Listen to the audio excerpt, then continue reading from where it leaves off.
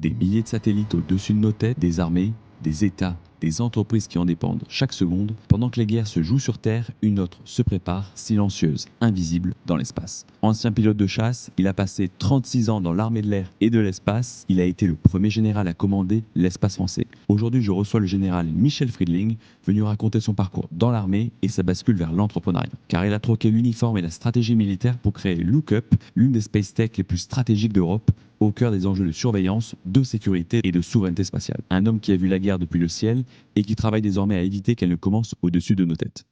Dans les dîners en ville, je peux vous dire que quand vous dites je suis commandant de l'espace, ça fait de l'effet. On était précurseurs en France, on était le premier pays en Europe à faire ça. Et on s'y prépare, à la fois à donner la mort, sur commande, je dirais, et éventuellement à donner la sienne pour défendre son pays. On n'a plus de maîtrise de ce qui se passe dans l'espace. Les risques augmentent. Il y a non seulement une quarantaine de milliers d'objets de plus de 10 cm, il y a 15 000 ou pas loin de 15 000 satellites actifs, mais il y a presque 1 million d'objets de 20 cm et plus. On appelle des débris. Donc aujourd'hui, oui, la guerre peut se développer dans l'espace. Les Américains disent la première guerre de l'espace, ça a été la guerre du Golfe. Bonjour mon général. Bonjour Charles. Je vous remercie d'avoir accepté cette invitation pour mon podcast. Merci à vous, je suis très heureux d'être là. Est-ce que vous en avez déjà fait ou c'est une première ? Sous cette forme-là, c'est une première, oui. Ok, en tout cas, on a 1 heure. On va pouvoir rentrer dans les détails parce qu'on va pouvoir parler de votre parcours déjà dans l'armée, en tant que premier commandant de l'espace de la France, et aussi la bascule, justement, chez Lookup, que vous avez créé il y a quelques années. Donc c'est un plaisir de pouvoir en parler avec vous. Vous avez justement travaillé 36 ans dans l'armée de l'air et de l'espace, 2400 heures de vol sur avion de chasse et 71 missions de guerre. Pourquoi avoir choisi une carrière dans le militaire ? D'abord, il y a un milieu familial. J'avais deux grands-pères qui, tous les deux, avaient combattu pour libérer la France dans les forces françaises libres. Donc il y a quand même une histoire. Ensuite, j'ai aussi 2 frères qui ont embrassé la carrière militaire avant moi, mais qui ont fait un autre choix. Ils étaient dans l'armée de terre. Et moi, je ne voulais pas entrer dans l'armée de terre. Je voulais avant tout être pilote de chasse. Je veux dire que je voulais même être astronaute, en fait. Ma motivation, à l'époque, c'était d'être astronaute. Il y avait un projet, à l'époque, qui s'appelait Hermès. C'était un projet de navette spatiale européenne. Vous savez qu'il y avait l'équivalent Columbia Challenger aux États-Unis. Et l'Europe, dans les années 90, avait ce programme-là. Et moi, mon rêve, c'était de piloter un jour Hermès. Et à cette époque-là, en tout cas, pour être astronaute, il fallait être pilote de chasse. Donc, c'était la voie naturelle. Voilà. Bon, malheureusement, le programme Hermès a été annulé. Et j'ai poursuivi ma carrière de pilote de chasse dans l'armée de l'air. Voilà. Mais du coup, c'est une vocation de travailler dans l'armée quand même, un peu pour vous ? Oui. Et puis je me rappelle très bien d'ailleurs du moment où cette vocation m'est venue. Vous savez, quand on est enfant, on rêve d'être pompier, policier, pilote de chasse, enfin, vous voyez, ce genre de choses extraordinaires. Et moi, ça m'est venu très jeune. Je me rappelle très clairement du moment précis où c'est arrivé. J'étais sur le terrain des Guiers, qui est au nord de Salon de Provence, parce que je suis né à Aix-en-Provence, donc pas loin de Salon, où se trouve l'académie, l'école des officiers de l'armée de l'air. Et mon père m'avait emmené, qui n'était pas militaire, m'avait emmené à un meeting aérien. Et à l'époque, la patrouille de France volait sur Fouga Magister. Donc pour ceux qui ont acheté les premiers Bug Danny, ils verront des Fouga Magister. Et je me rappelle de ce passage de la patrouille de France en très basse altitude devant les spectateurs en lâchant les fumigènes. Et j'avais été subjugué par ça et je me suis dit, je veux être pilote de chasse. Voilà. Bon. Et puis après, là, je voulais être astronaute. Mais voilà comment c'est né. Du coup, vous avez quand même une passion pour l'espace de base aussi, quand même. Oui, bien sûr, j'ai une passion pour l'espace.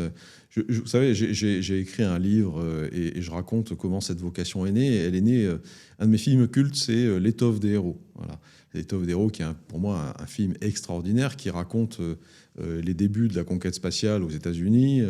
Avec notamment, et ça commence avec le franchissement du mur du son dans les années 50 par Chuck Yeager, qui était le premier pilote d'essai qui a franchi le mur du son, qui est devenu l'homme le plus rapide de l'époque, et qui lui a fait le choix de ne pas aller dans l'espace, alors que d'autres l'ont fait. Et donc ce film raconte les programmes Apollo, Gemini et la conquête de l'espace. Et moi, j'étais vraiment embarqué par cette histoire-là. D'ailleurs, c'est non seulement un film, mais c'est adapté d'un livre. Et je recommande vivement les deux, le livre et le film. Voilà. Du coup, vous avez quand même passé une grande carrière dans l'armée. Est-ce qu'on s'habitue aussi à la mort en général ou pas ? C'est une des spécificités du métier militaire, comme d'autres métiers d'ailleurs. Je pense à la police ou à la gendarmerie. C'est l'usage de la force, l'usage légitime de la force. Légitime pourquoi ? Parce que l'État nous donne le droit d'utiliser la force dans certains cadres juridiques, bien sûr.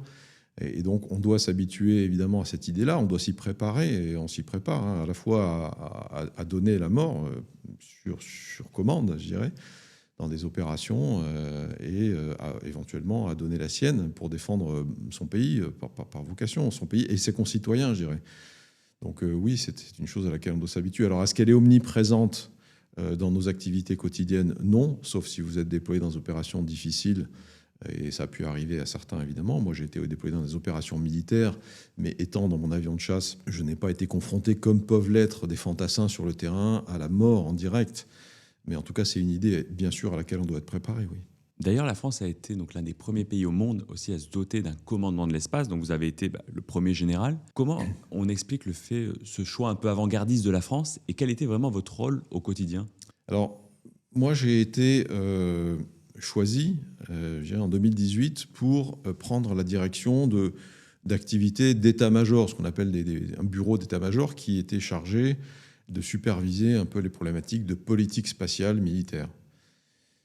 Et à ce moment-là, le président de la République a décidé que l'espace était un enjeu de sécurité nationale de la même façon que le cyber.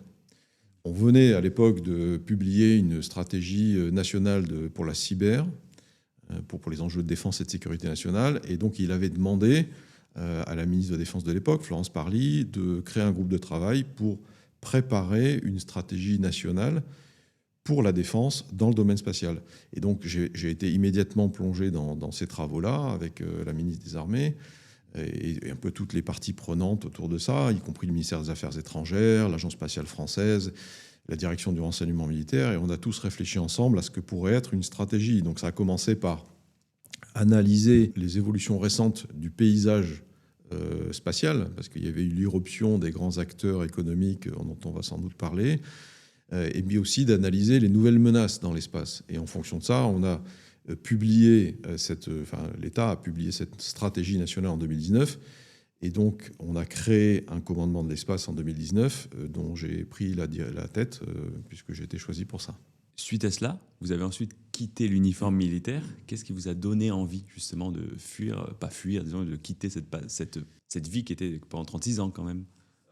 Vous avez bien saisi l'ironie de mon histoire personnelle, où j'avais cette vocation de pilote de chasse, bien sûr, mais je voulais être astronaute. Je ne l'ai pas été parce que la navette, le programme Hermès a été annulé, puis il y a eu un trou dans les recrutements. Et puis finalement, en fin de carrière, je suis choisi pour commander ce commandement de l'espace. J'ai porté ce titre de commandant de l'espace, d'ailleurs c'était le titre officiel, qui est quand même un titre assez extraordinaire. Dans les dîners en ville, je peux vous dire que quand vous dites « je suis commandant de l'espace », ça fait de l'effet. Et donc pendant ces 3 années merveilleuses, j'ai construit ce commandement de l'espace. Alors pas tout seul, évidemment, avec une équipe formidable, mais aussi avec des parties prenantes, la Direction générale de l'armement, l'Agence spatiale française, le ministère des Affaires étrangères. On a tous construit ensemble ce commandement de l'espace avec des missions qui étaient passionnantes. Donc il fallait développer les concepts d'opération spatiale, ou dans l'espace, ou depuis l'espace, ou vers l'espace. Il fallait développer nos capacités, donc avoir une feuille de route capacitaire pour choisir les capacités spatiales ou de protection de nos capacités spatiales dont on avait besoin pour faire face à ces nouvelles menaces. Il fallait développer les relations internationales et les coopérations avec nos alliés, donc les Américains, les Britanniques, les Allemands, les Japonais, etc. Donc j'ai beaucoup voyagé. Et donc durant ces 3 années, j'ai découvert non seulement un milieu qui était fascinant, un écosystème particulièrement dynamique avec des enjeux très importants et des opportunités à saisir. Et donc à la fin de mon mandat, j'aurais pu rester sous l'uniforme. D'ailleurs, on m'a proposé un autre poste, une promotion. J'aurais pu avoir une étoile de plus.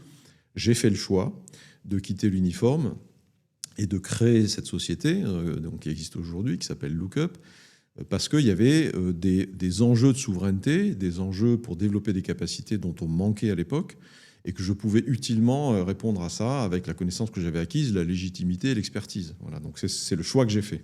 Alors, petit débat parallèle, je ne sais pas si vous avez vu la série Space Force, du coup. Oui, j'ai vu au moins les premiers épisodes. Est-ce que ça vous a parlé sur votre quotidien ou c'était juste ça se moquer globalement? Non, je trouve que c'est une très bonne série, c'est assez amusant, c'est bien tourné. Moi, ce qui me fait beaucoup rire, c'est le premier épisode. Je ne sais pas si vous vous rappelez du premier épisode, vous avez cette réunion des chefs d'état-major des 5 services Donc la Space Force n'existe pas. La Space Force, c'est l'armée de l'espace américaine. Et cette réunion autour du ministère du ministre de la Défense américain, où il s'attend à être nommé à la place de son grand rival qui est à la tête de l'armée de l'air. Et en fait, dans cette réunion, le ministre de la Défense américain lui dit on va créer une armée de l'espace. Donc là, il a une espèce de rictus en disant mais c'est n'importe quoi. Et il lui dit et ça sera toi qui seras en charge de ça. Vous voyez, et donc il dit what? Et en fait, c'est assez amusant parce qu'à l'époque, ce que ça veut dire, en fait, c'était que c'était vraiment très surprenant, très inattendu, très novateur. C'est ça que ça veut dire. Et donc ça a surpris beaucoup de monde, y compris les premiers concernés. Quand on a créé un commandement de l'espace aux États-Unis et en France, et les États-Unis en suivant ont créé une armée de l'espace, une Space Force, ça a surpris tout le monde. Et on était précurseurs en France, on était le premier pays en Europe à faire ça.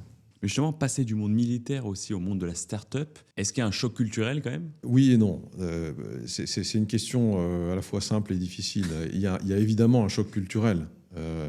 Vous passez d'un monde militaire où il y a une hiérarchie qui est assez visible. Moi, j'avais coutume de dire en plaisantant qu'il y a un code barre dans les armées. Le code barre, c'est le grade, vous voyez, parce que c'est des barres. Enfin, après, ça devient des étoiles, mais on lit le code barre et on sait à qui on a affaire dans la hiérarchie, et ça compte.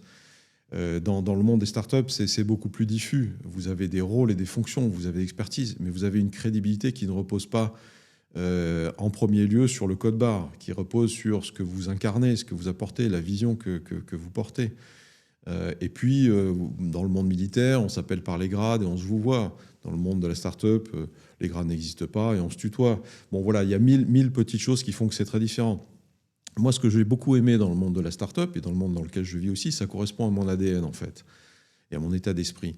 C'est que dans la start-up, vous êtes dans la recherche de l'efficacité. Tout ce que vous faites doit avoir un impact. Quand vous êtes, je ne dis pas que ce n'est pas le cas dans le monde de la défense, c'est tout à fait vrai dans le monde des opérations. Quand vous déployez des militaires en opération, tout ce que vous faites doit avoir un impact. Parce que c'est le succès de la mission, c'est la vie de vos hommes, c'est la vie des gens en face qui en dépend. Mais quand vous êtes dans un état-major à Paris, on est comme dans une grande administration. Parfois, ce que vous faites n'a pas vraiment de sens. Vous perdez beaucoup de temps, c'est très lourd. On ne sait plus qui décide. La décision est très diluée dans différentes entités. Ce n'est pas du tout le cas dans une start-up. Il faut être dynamique, il faut être agile, il faut décider. Ce qu'on fait dans une réunion doit servir à quelque chose. Et à la fin, il faut développer la société, il faut la faire survivre, il faut avoir des clients, il faut avoir des contrats. Et vous ne pouvez pas perdre de temps. Et ça, donc, en fait, il y a une vraie similitude. C'est pour ça que je dis oui et non. Il y a une vraie similitude entre le monde des opérations militaires et le monde de la start-up sur l'agilité, l'efficacité, l'adaptation, la résilience, la capacité à décider en situation difficile. Mais il y a une vraie différence entre la start-up et le monde de l'administration, qu'elle soit militaire ou civile. Voilà. Alors vous êtes aujourd'hui PDG de Lookup. Vous avez aussi été général donc, dans l'armée française. Est-ce que c'est la même chose ou il y a quand même des différences? Oui, il y a énormément de différences. Il faut être clair. Moi, il y a une chose que je ne sais pas faire. Je ne sais pas faire un radar. Je ne sais pas développer des algorithmes. Je ne suis pas un expert de la mécanique spatiale. En revanche, il y a des choses que je sais faire, et parce que ce sont des choses qu'on apprend intuitivement dans notre parcours militaire. Je pense que porter une vision, développer une vision, la porter, entraîner les équipes, avoir un leadership. J'aime pas du tout le management. Je n'aime pas ce mot-là. Moi, je préfère le mot leadership. Et je pense que pour développer une société qui a des ambitions, il faut avoir un leadership. Alors, attention, je vais employer le mot fort. Mais un leadership fort, ça ne veut pas dire un leadership militaire ou autocratique. Vous voyez, ça veut dire une vision, l'incarner, la porter, emporter les gens. Il faut savoir décider, il faut savoir aller vite, être agile. Et je pense que ça, c'est quelque chose que beaucoup de militaires savent faire parce qu'ils l'ont appris. Et je prenais tout à l'heure le parallèle des opérations et de l'entreprise. Je pense que, en tout cas de l'entreprise agile, je pense que à un moment donné, dans les opérations comme dans l'entreprise agile, c'est ça qu'on attend d'un CEO. Avoir une vision, la porter. Après, moi, je suis entouré d'experts. J'ai un Chief Technical Officer, j'ai un Chief Product Officer, j'ai un directeur financier formidable. Tous ces gens-là sont formidables et ils sont là pour m'aider. C'est un travail d'équipe. Le CEO, il est là pour entraîner l'équipe. Voilà. Pour les gens qui ne connaissent pas Lookup, justement, qu'est-ce que vous faites exactement ? Alors nous, notre mission, le constat sur lequel on a créé Lookup, parce que je ne l'ai pas créé tout seul, je l'ai créé avec un associé qui s'appelle Juan Carlos Dolado, qui est un franco-espagnol, qui a fait ses études en France et qui a travaillé pendant une quinzaine d'années au CNES, l'Agence spatiale française, et qui, lui, est un expert scientifique de la question des débris spatiaux, de l'augmentation du trafic spatial, qui a participé à de nombreuses instances et comités internationaux sur ces sujets-là pour représenter le CNES et la France. Et moi, j'ai apporté plutôt cette expertise dans le domaine de la défense des menaces. Bon. Pourquoi on a fait ça ? On a fait ça, d'une part, parce qu'on est dans une situation où le trafic spatial augmente de manière quasi exponentielle. On va arriver à un point de situation très difficile où on n'a plus de maîtrise de ce qui se passe dans l'espace. Les risques augmentent. Il y a non seulement une quarantaine de milliers d'objets de plus de 10 cm, il y a 15 000 ou pas loin de 15 000 satellites actifs, mais il y a presque 1 million d'objets de 20 cm et plus, ce qu'on appelle des débris.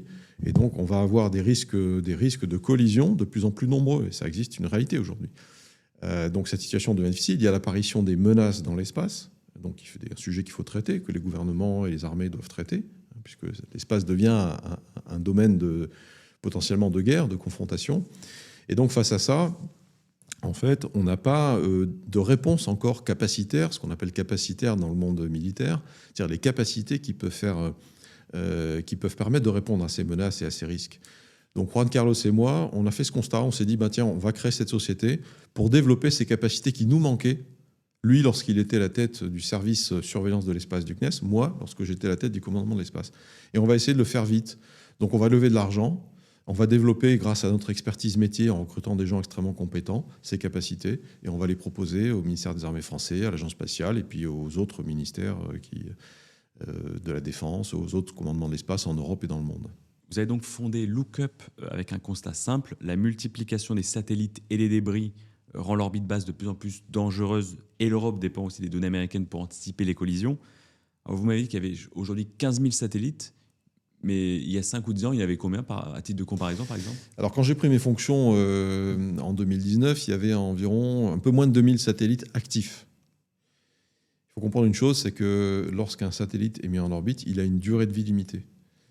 Et lorsqu'il arrive en fin de durée de vie, il reste en orbite la plupart du temps. Donc, il devient un satellite désactivé et on le compte parmi ce qu'on appelle les débris.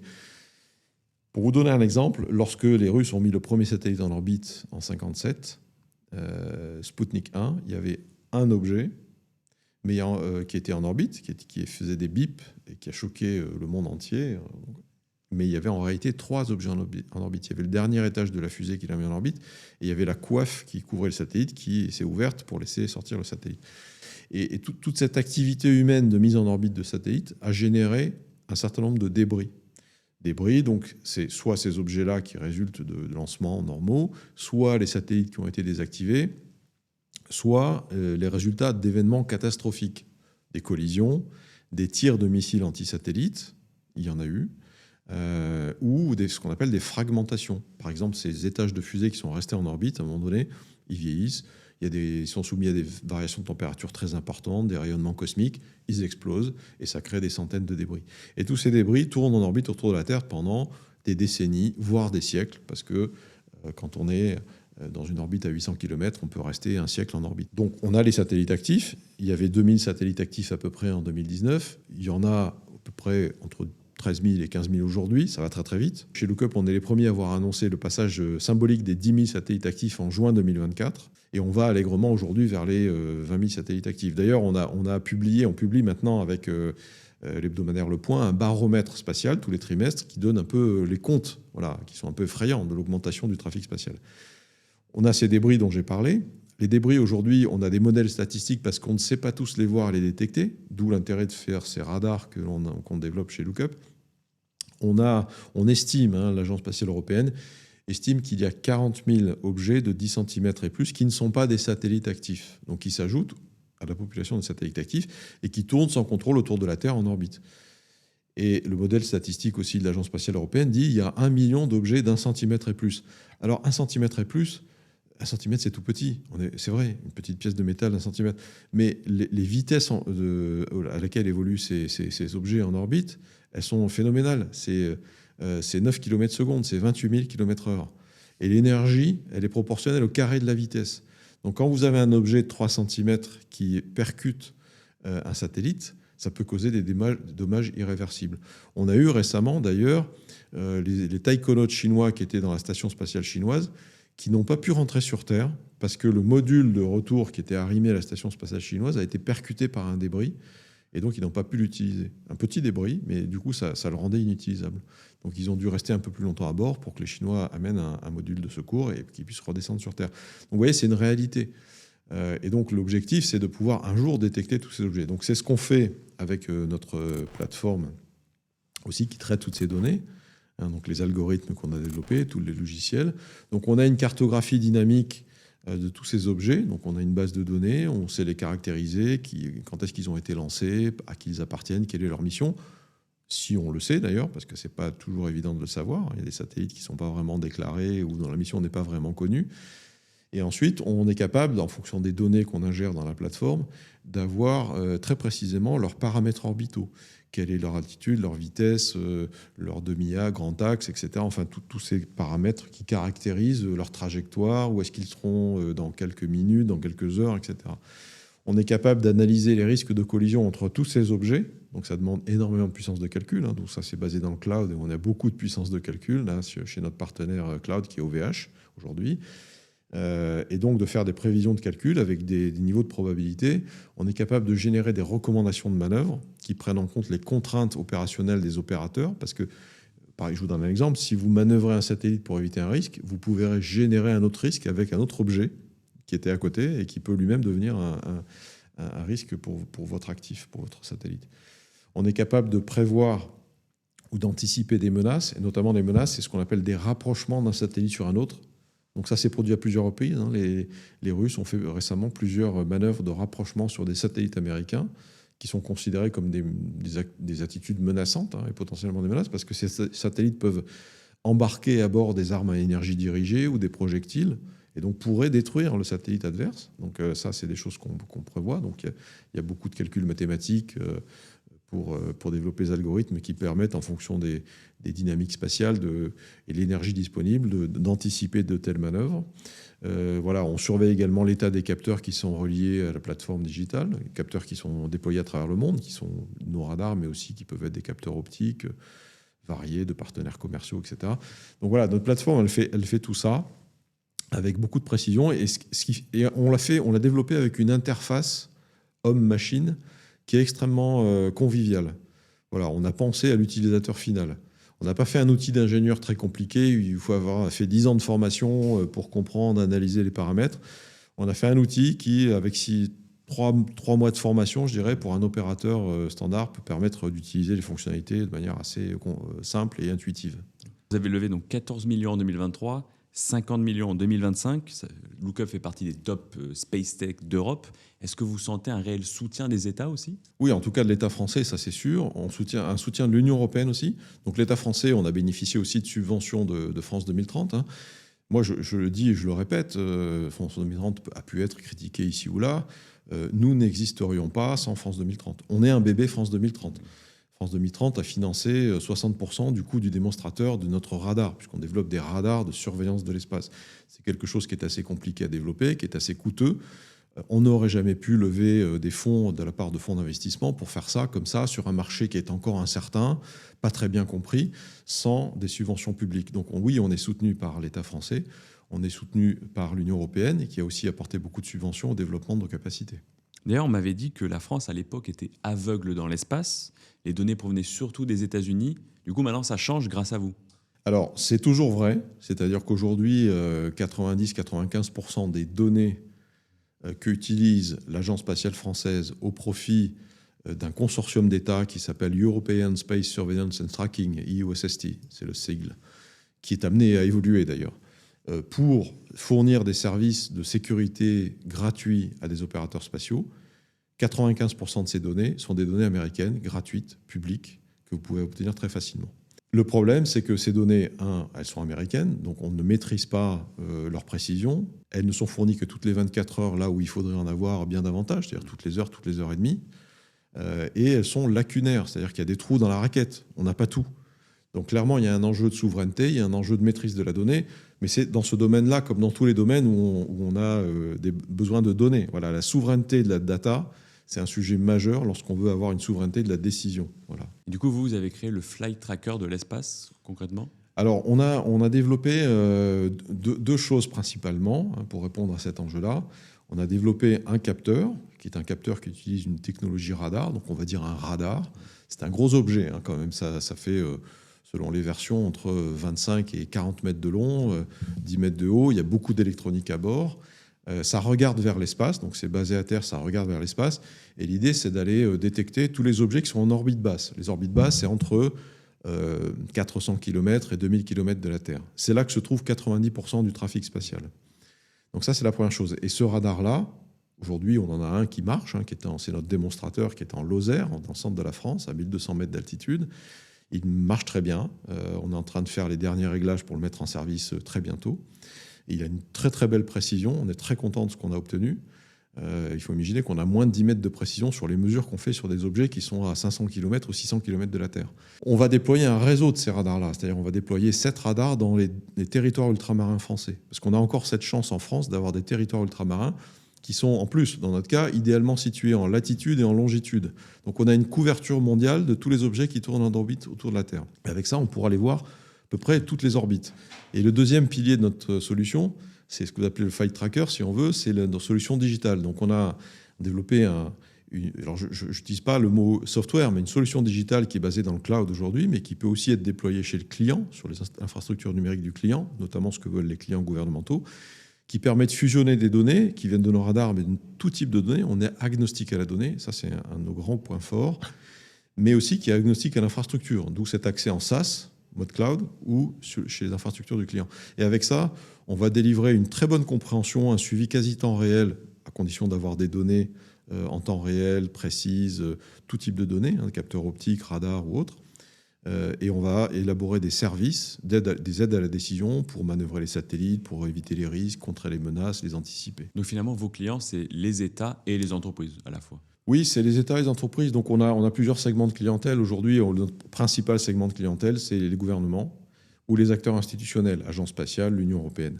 Ces gouvernements-là, acteurs spatiaux institutionnels, qu'est-ce qu'ils veulent ? Ils veulent de la data souveraine, précise et en temps utile, je dirais. Donc c'est pas du temps réel, mais s'ils veulent une mesure sur un satellite donné, il faut pouvoir leur donner assez rapidement. Ils veulent aussi des solutions digitales, des softwares qui fassent de la fusion de données. Aujourd'hui, il y en a très peu dans le monde qui font ça. Et en Europe, il n'y en a quasiment pas. Donc nous, on a fait ce choix ab initio dès le début, et c'est ce qui nous distingue de la concurrence.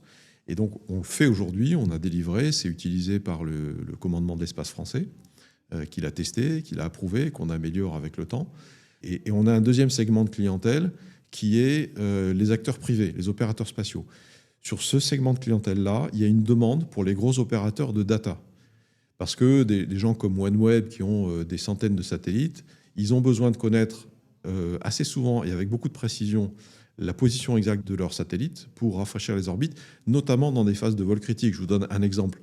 OneWeb va par exemple ce qu'on appelle décommissionner, c'est-à-dire retirer du service le premier lot de satellites qu'ils ont mis en service, la génération 1. Et pour ça, ils vont passer de 1200 km d'altitude à l'atmosphère terrestre, parce qu'ils vont être détruits dans l'atmosphère terrestre.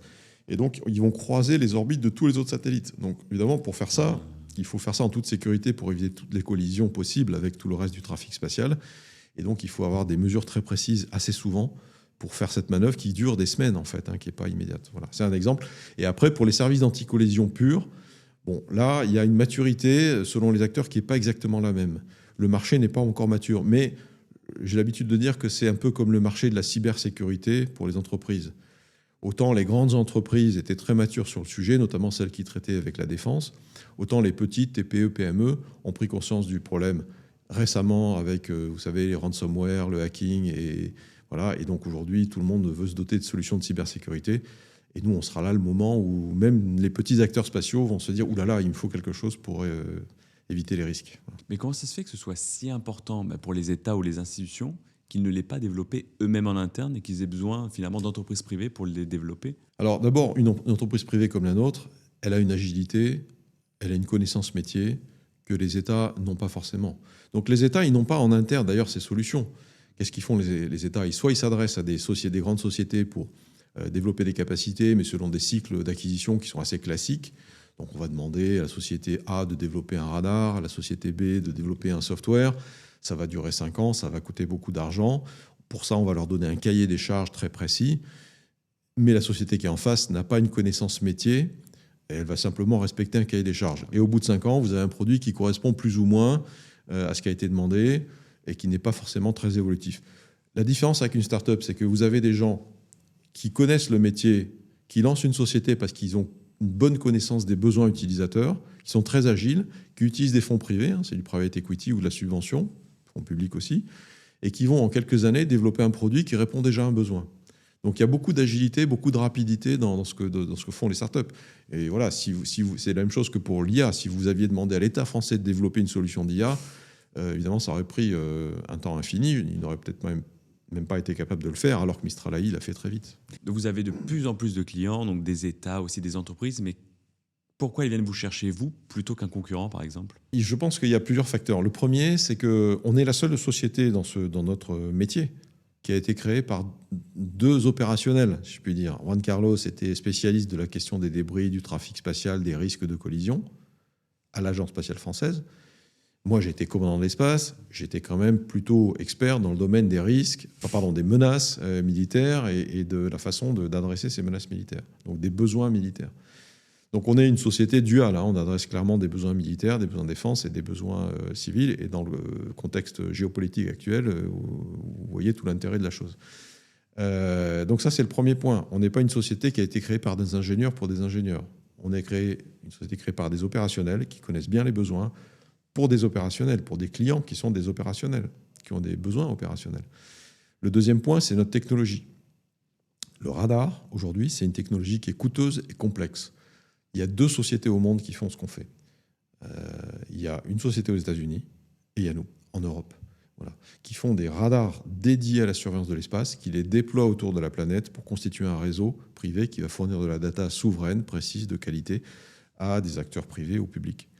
Il y a 2 sociétés dans le monde. Donc là, clairement, on a un avantage. En revanche, il y a énormément de sociétés qui ont choisi, sur notre métier, les capteurs optiques. Les capteurs optiques, ça a beaucoup d'avantages.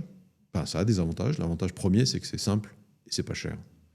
Contrairement au radar qui est compliqué, qui est coûteux. Mais l'inconvénient majeur de l'optique, c'est que c'est sensible à la météo.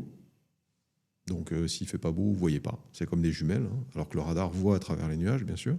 Donc nous, on est tout temps et on est 24/7, pour le faire simple. On a une meilleure résolution. On mesure des paramètres que l'optique ne voit pas. On mesure des distances, des vitesses radiales. Ça, l'optique ne sait pas faire. Et enfin, on voit tous les objets, qu'ils soient actifs ou non actifs. Alors que d'autres technologies comme la détection de signaux radiofréquences ne permettent de voir que les objets actifs, donc les satellites actifs, donc pas les débris. Donc ça, c'est aussi une raison pour laquelle on a aujourd'hui beaucoup de clients qui sont prêts à nous acheter de la donnée, qui attendent ça. Et le dernier point, c'est sur notre solution digitale. On a fait le choix dès le début, nous, d'avoir une solution qui est agnostique à la donnée. Donc on n'a pas fait un système qui est dédié à traiter les données de nos radars. On a fait un système qui traite tout type de données et qui fait de la fusion de données, pas de l'agrégation. C'est très important. Donc peu de nos concurrents le font. Et puis un système qui est agnostique à l'infrastructure. Et là, je discutais récemment avec un des fondateurs de Mistral AI. Ils ont fait ce choix comparé à ChatGPT. ChatGPT, c'est du cloud-based SaaS mode only. Et Mistral AI a fait le choix très intelligent, comme nous d'ailleurs au départ, de l'offrir en mode SaaS ou en mode on-premise. Et c'est ce que veulent les gouvernements, c'est ce que veulent les acteurs institutionnels qui veulent avoir un système déployé chez eux dont ils ont la maîtrise. Ils maîtrisent la base de données, ils maîtrisent les capteurs qui vont brancher, les flux de data, etc. Et donc c'est ça nos avantages compétitifs, c'est pour ça qu'on a beaucoup d'intérêt dans le monde.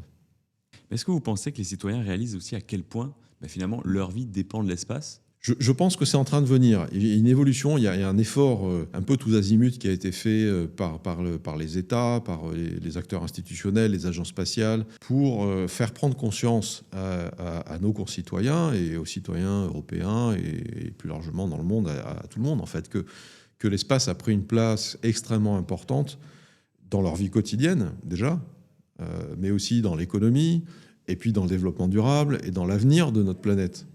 Donc je pense qu'aujourd'hui, cette prise de conscience, elle est réelle. On peut encore beaucoup travailler là-dessus, mais ça commence. Moi, j'ai observé depuis 3 ans que les gens comprennent mieux À quoi sert l'espace? L'espace, ça n'est pas juste un sujet d'exploration. L'espace, ça n'est pas juste envoyer Thomas Pesquet ou Sophie Adno dans l'espace. Ce qui est formidable, parce que c'est un vecteur d'attraction. Et d'ailleurs, ce qu'ils font dans l'espace est utile. Dans l'ISS, on fait des expériences scientifiques, médicales, etc. On apprend beaucoup de choses. Mais ça n'est pas juste ça. L'espace, c'est aussi des services qui irriguent toute l'économie, toute la vie quotidienne des Français et des citoyens européens. On parle souvent donc de la guerre qui est sur Terre. Est-ce que la guerre spatiale a commencé? Alors, bon, déjà, je l'explique dans mon livre, il faut comprendre une chose, c'est que l'espace est, depuis le début, c'est-à-dire depuis les années 60, un enjeu ou un domaine de compétition stratégique entre les grandes puissances.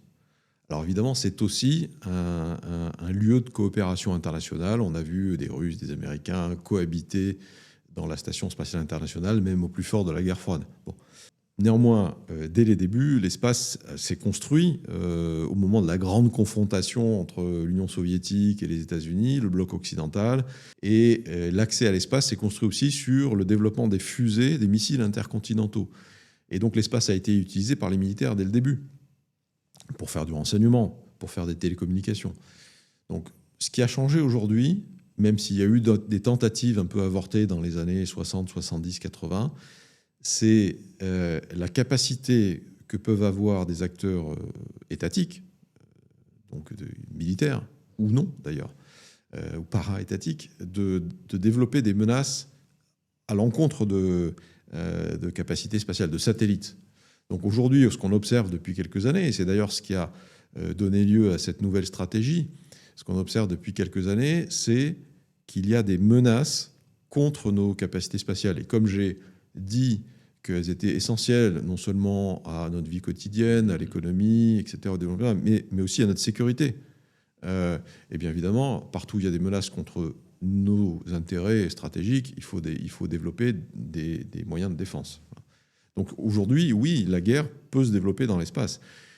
Voilà, et c'est peut-être même d'ailleurs un des premiers milieux dans lesquels elle va se développer. D'ailleurs, vous aviez affirmé en 2022 que la guerre en Ukraine avait débuté dans l'espace.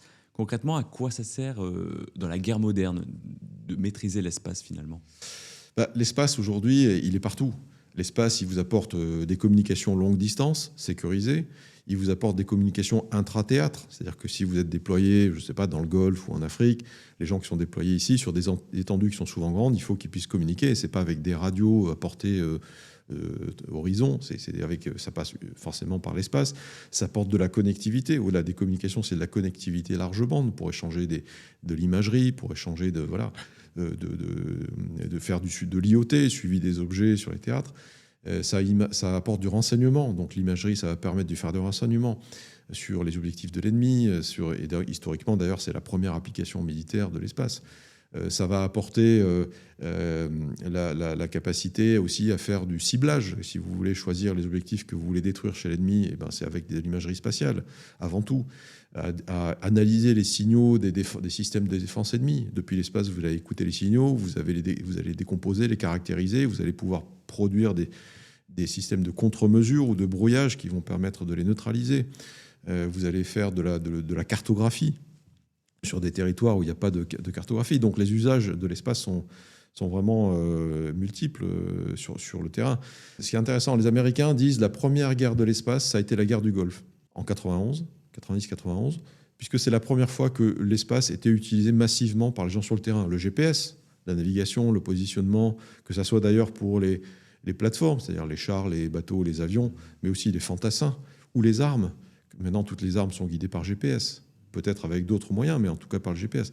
Donc c'est la première guerre du Golfe, la guerre du Golfe et la première guerre spatiale. Mais les Américains vont plus loin. Moi, j'aime beaucoup cette expression, cette image qu'avait utilisée l'actuel chef de l'armée de l'air, l'armée de l'espace américaine, qui disait avant l'espace, quand vous faites de la pâtisserie, vous savez, vous mettez un gâteau au four et quand vous sortez le gâteau, et ça c'est les opérations militaires, vous décidez ou pas de mettre la boule de ice cream dessus. Et ça c'était l'espace avant. Vous mettez un peu d'espace dedans ou pas. Il dit aujourd'hui l'espace, c'est le beurre dans la pâte du gâteau. Voilà, c'est intégré complètement à toutes les opérations dans le milieu aérien, dans le milieu naval, dans le milieu terrestre et même dans le milieu cyber. D'ailleurs, vous l'avez dit, donc de l'espionnage aussi dans l'espace. En général, ça va être plutôt des États rivaux, des groupes terroristes. Qui fait de l'espionnage et qui a les moyens de le faire aussi?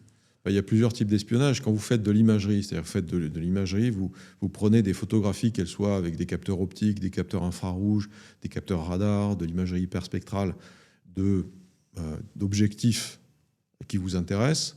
Vous n'avez pas besoin d'être un acteur étatique pour ça, puisqu'il y a beaucoup de sociétés commerciales qui font ça, et donc vous pouvez commander des images. Il est fort possible que des groupes terroristes utilisent des services commerciaux pour faire du renseignement sur les installations américaines dans le Golfe ou les installations françaises, même partout en France ou dans le monde. Donc ça, c'est tout à fait possible. Ensuite, évidemment, les États font du renseignement. Et tous les États font du renseignement sur leur pays compétiteur, on va dire. Mais l'imagerie, c'est une forme de renseignement. Il y a aussi, je l'ai dit tout à l'heure, l'écoute des signaux des systèmes adverses. Et puis la phase ultime, ça peut être le brouillage des systèmes adverses. Mais qui sont un peu les grandes puissances spatiales aujourd'hui, du coup ? Aujourd'hui, vous avez historiquement, bien sûr, c'est la Russie, les États-Unis et on va dire au sens large l'Europe, mais en Europe, la France quand même est une puissance spatiale qui détient encore à peu près toutes les compétences. Mais à une autre échelle, le grand acteur qui est apparu ces 15 dernières années et qui monte très très vite en puissance, c'est la Chine. La Chine, évidemment, a dépassé la Russie aujourd'hui. Donc aujourd'hui, il y a une très grande rivalité entre la Chine et les États-Unis. Et la grande crainte des États-Unis, c'est de perdre un jour la supériorité dans l'espace envers la Chine. La problématique de la Chine, c'est que beaucoup de ses activités dans l'espace, alors ils vont très très vite, ça c'est vrai, mais aussi beaucoup de ces activités de recherche et développement à usage militaire sont effectuées par des centres de technologie ou de recherche qui sont en fait des centres étatiques. Donc c'est toujours difficile, et c'est une difficulté de l'espace, c'est de comprendre qui fait quoi dans l'espace. De savoir qui est où, déjà, en temps réel, et comprendre les intentions et qui fait quoi. Ça, c'est une vraie difficulté. C'est aussi pour ça qu'on a créé Lookup. Mais est-ce que du coup, il y a aussi une justice dans l'espace ? C'est-à-dire que s'il y a un crime qui est commis, à qui on s'adresse si on veut se plaindre ? En fait, aujourd'hui, c'est du dialogue bilatéral. On peut, si vous voulez, s'il y a un acteur qui fait quelque chose bilatéral ou multilatéral, mais le multilatéralisme est quand même mis à mal ces jours-ci, depuis quelques années. Donc, si vous constatez un acte, si la France, par exemple, constate un acte qui ne lui convient pas, qu'elle juge inamical, hostile, et ça s'est produit en 2018 d'ailleurs, la première chose à faire, ça va être ce qu'on appelle en bon français le name and shame. Donc on va déjà dire vous avez fait ça et c'est mal, et on va essayer d'initier un dialogue bilatéral. Alors on va le faire sur la place publique ou pas, ça peut être aussi dans des dialogues bilatéraux, on va convoquer les ambassadeurs, on va avoir des discussions au niveau diplomatique pour dire on n'est pas très satisfait de ça, ça n'est pas bien. Mais il n'y a pas de justice dans l'espace aujourd'hui. Il y a un droit de l'espace, mais qui date de 67, il y a un traité de l'espace, mais qui est un traité assez libéral en fait, qui interdit assez peu de choses, des choses importantes, mais assez peu de choses. Voilà. Et notamment la mise en orbite d'armes de destruction massive qui viserait la Terre. Ça, c'est totalement interdit par le traité de l'espace. C'est invérifiable aujourd'hui. Personne ne peut aller voir ce qu'il y a à bord des satellites chinois, russes, américains, etc. Mais c'est invérifiable, mais c'est interdit. Voilà. Mais quand on voit des SpaceX ou Starlink qui deviennent des acteurs clés dans un conflit comme en Ukraine, finalement, qui détient vraiment le pouvoir dans l'espace ? Est-ce que bientôt les entreprises vont être plus puissantes que des États ? Oui, mais on peut se poser la question ici pour le monde digital. Aujourd'hui, qui détient le pouvoir dans le monde digital ? Est-ce que ce ne sont pas les grands acteurs du numérique américain, Microsoft, Google, et puis les acteurs qui développent les chipsets, les puces, enfin voilà aujourd'hui, Nvidia et compagnie, ou les acteurs de l'IA. Donc, est-ce qu'ils ont plus de pouvoir que les États ? Je ne sais pas si la question peut être posée comme ça. Ce qui est sûr, c'est que la réponse, c'est qu'ils ont un pouvoir considérable. Et où sont les limites de ce pouvoir ? C'est très difficile. Même le gouvernement américain, par exemple, a envisagé à plusieurs reprises de démanteler des entreprises comme Microsoft ou Google parce qu'elles considèrent qu'il y a des trusts énormes et qu'il y a un pouvoir. Quand vous avez des groupes comme Meta qui disent « moi je vais faire ma crypto-monnaie », ça pose des problèmes de souveraineté vis-à-vis des États et des problèmes aux États eux-mêmes. Donc dans l'espace, on observe un peu la même chose. Vous avez des acteurs qui prennent une place considérable. Bon, évidemment, SpaceX est le premier, mais vous avez aussi Blue Origin. Bezos a les mêmes ambitions dans le domaine spatial. Il a un peu de retard sur Elon Musk, mais ça va venir. Vous avez en Chine des acteurs qui montent en puissance, qui sont privés ou semi-privés et qui ont à peu près les mêmes ambitions. Parce que l'enjeu, l'espace, il faut comprendre que c'est non seulement, évidemment, l'exploration, etc., mais c'est développer dans l'espace des couches d'infrastructures qui vont aussi servir à tout le traitement de la data, le numérique, de la même façon que on a les câbles sous-marins et les infrastructures de data, les data centers, etc. Donc c'est une couche de plus dans la maîtrise de tout ça. Est-ce que justement un jour on verra par exemple, je sais pas, du forage dans l'espace ou des data centers dans l'espace par exemple? Alors les data centers dans l'espace, moi j'y crois. C'est un sujet qui reste encore un peu prospectif pour certains, mais il y a certains ont annoncé des ambitions dans le domaine. Hein. Donc Musk en a parlé, Bezos en a parlé récemment. Ce n'est pas un sujet trivial, mais je pense que ça va arriver. Il y a des startups aux États-Unis qui se sont créées. Je sais qu'en Europe, il y a quelques initiatives, mais qui restent encore un peu timides. Comme toujours, en Europe, on attend de voir ce qui va se passer aux États-Unis avant de se dire « Ouh là là, il faut y aller ». Moi, je pense que ça va arriver.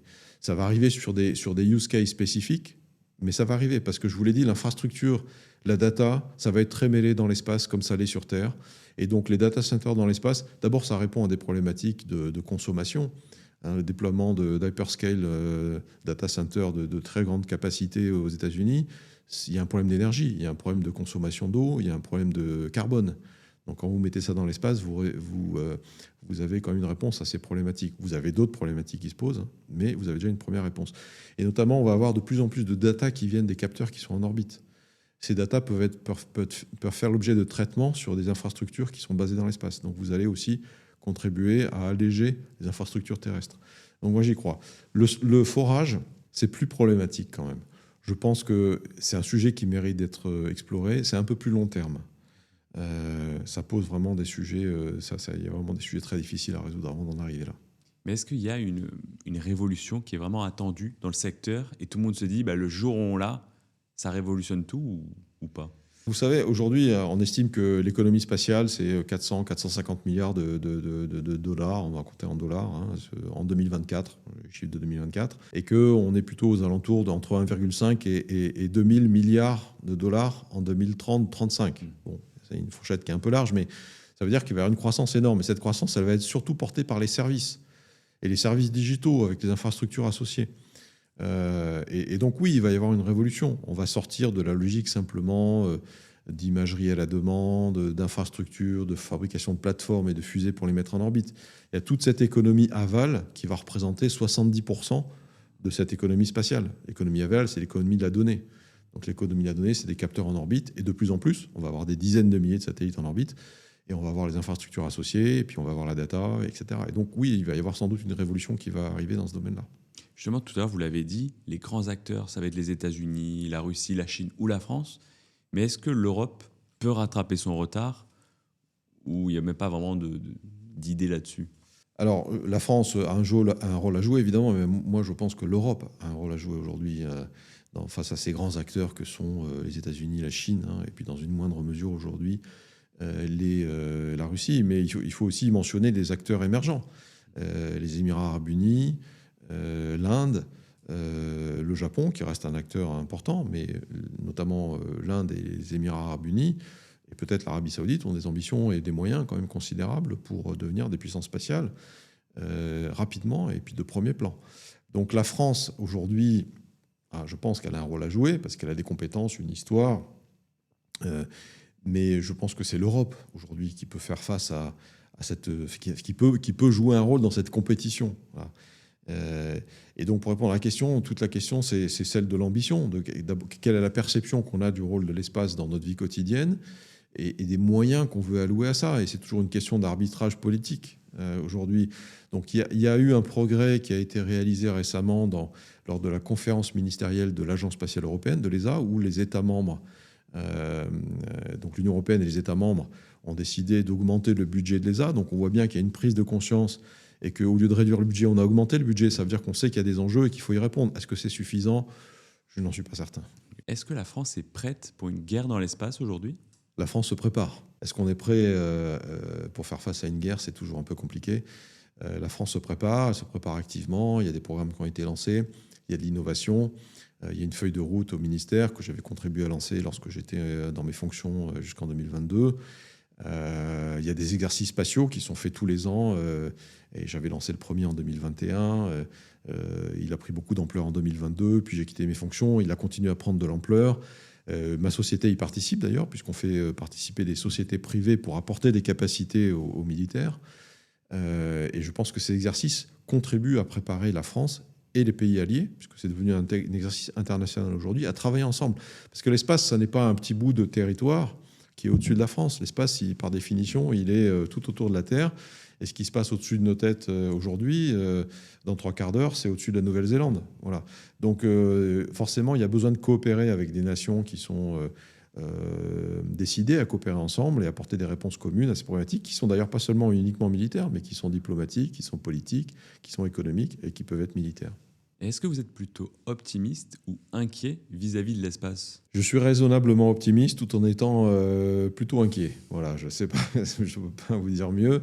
Je suis plutôt inquiet parce que j'ai depuis quelques semaines coutume de dire que l'évolution, je ne dis pas que l'espace est hors de contrôle, je dis que l'évolution de l'environnement orbital de la Terre est hors de contrôle.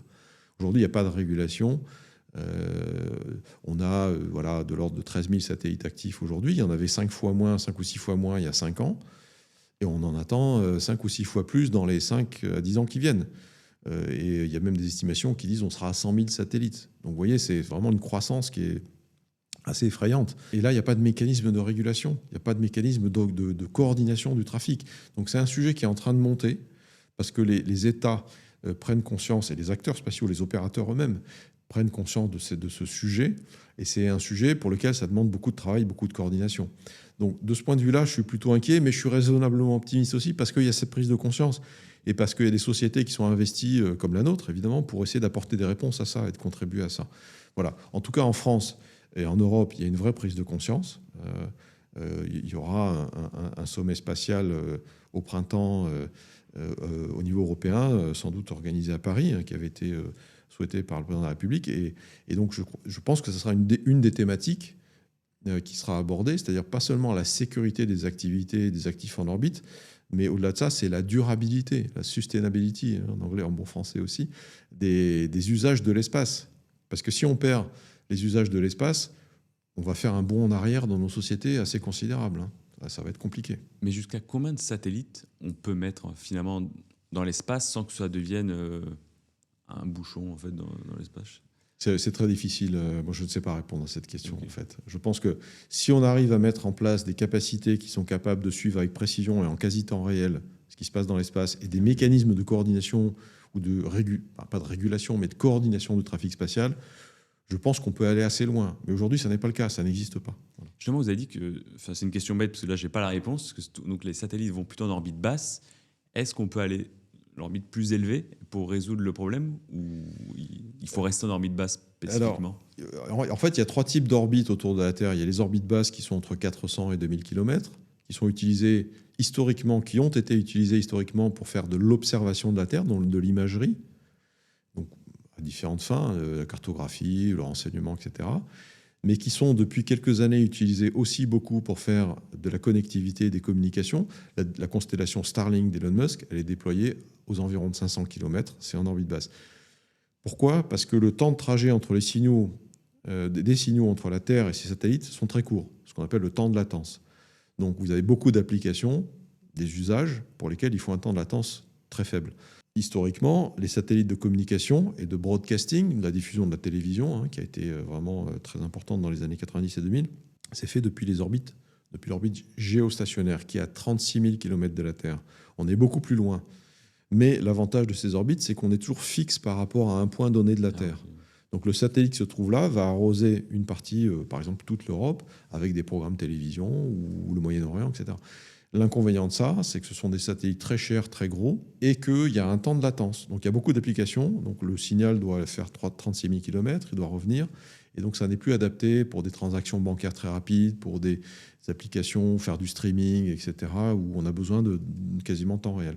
Donc il y a eu une bascule de ces orbites géostationnaires vers les orbites LEO qui sont en train de s'encombrer. C'est là qu'aujourd'hui, on a 90% du trafic spatial. Et entre les deux, vous avez les orbites moyennes, qui sont entre 10 et 20 000 km, où là, on va trouver toutes les constellations de navigation et de positionnement. Donc le GPS américain, le Galileo européen, le Beidou chinois ou le GLONASS russe. Voilà. Donc vous voyez, c'est les basses, les moyennes et les géostationnaires. Mais aujourd'hui, le grand sujet, c'est les orbites basses. Mais du coup, qu'est-ce qui est plus rapide pour Internet? Il vaut mieux passer donc par la fibre optique ou par l'espace? Ça dépend ça dépend de votre situation propre. Voilà. Si vous êtes dans une zone reculée où vous ne pouvez pas amener la fibre optique, aujourd'hui, des solutions telles que celle de Starlink, bientôt d'autres opérateurs, vous apportent la connectivité et de l'Internet au débit très rapidement, ou solutions de mobilité. Si vous êtes sur un bateau, vous êtes dans le désert, voilà, vous pouvez avoir ça, et vous n'aurez pas la fibre. La question qui se pose, c'est plutôt est-ce qu'on passe d'infrastructures terrestres ou sous-marines, les câbles sous-marins. Vous savez, Google dispose de câbles sous-marins, Orange a des câbles sous-marins qui relient les continents, etc. Pour vous envoyer un WhatsApp à un ami qui est au Japon, ça passe sans doute par des câbles sous-marins. Ou est-ce qu'on bascule sur des infrastructures spatiales? Je pense qu'il y a de complémentarité des deux. Les câbles sous-marins sont très vulnérables, on l'a vu, hein, il y a eu des câbles sectionnés. En fait, il y a une complémentarité des deux. Je pense que si on veut être résilient, il faut avoir les deux. Et du coup, avec Lookup, d'ici 5 à 10 ans, à quoi ressemblera la boîte du coup? À 5 à 10 ans, moi je dis à mes actionnaires et à nos collaborateurs, aujourd'hui, Lookup, c'est une centaine de salariés, hein, donc c'est une centaine de collaborateurs, c'est une croissance très importante en 3 ans. Hein. Vous imaginez qu'il y a 3 ans, on était 2 avec un PowerPoint. On a fait 2 belles levées de fonds, on a eu des belles subventions, on est en train de signer nos premiers contrats. 2026 sera une belle année. On a mis en service notre premier radar. On a déjà des clients pour notre solution digitale. Et donc, on va continuer à être rapide et agile. Et ce que je dis à mes collaborateurs, à mes investisseurs, je dis dans 5 ans, Lookup, c'est une $1 billion compagnie. Bon, alors c'est une formule, mais qu'est-ce que ça veut dire? Ça veut dire qu'on a des ambitions, on est très ambitieux. On est très ambitieux parce qu'il y a des vrais challenges à relever, il y a un vrai sujet, et en plus, on a des possibilités. On n'est pas une société qui a vocation à vivre sous perfusion de l'État français par des contrats qui vont nous faire vivoter. Non, ces contrats-là, qu'ils soient du CNES ou du ministère de la Défense, c'est des contrats qui vont nous mettre le pied à l'étrier pour aller conquérir le monde. Donc on discute avec une douzaine de pays dans le monde sur lesquels on avance pour signer des choses assez rapidement en 2026 ou 2027. Et ça va du Canada au Japon, en passant par plusieurs pays européens. Donc c'est ça, donc dans ma vision à 5 ans. Et puis après, si vous posez la question aux investisseurs, qu'est-ce que c'est la vision à 5 ans de Lookup? Ils vont dire c'est une société dans laquelle on a bien fait d'investir parce qu'on a fait un bel exit. On a fait soit une IPO, soit ils ont été rachetés par une grosse boîte et tout le monde est content. Voilà. Mais en tout cas, nous, si je reviens à la mission, on est devenu un acteur essentiel, central de la sécurité, de la durabilité des activités spatiales en orbite.